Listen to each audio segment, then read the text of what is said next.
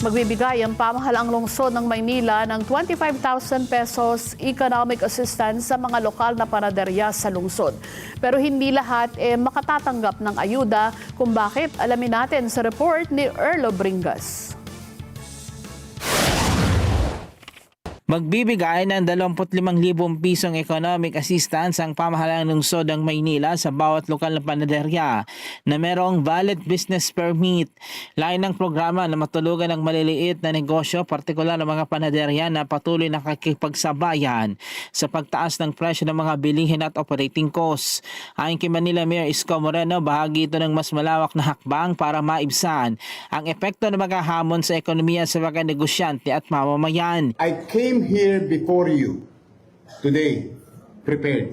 Before I called your attention and invite you, ginawa ko lahat ng asignatura ko. And I came up with an idea. See? Because of talking to you, my idea will not work universally. Binigyan din na umaasa ang lokal na pamahalaan na makinabang din sa mga ganitong programa ang mga responsableng nagbabayad ng buwis.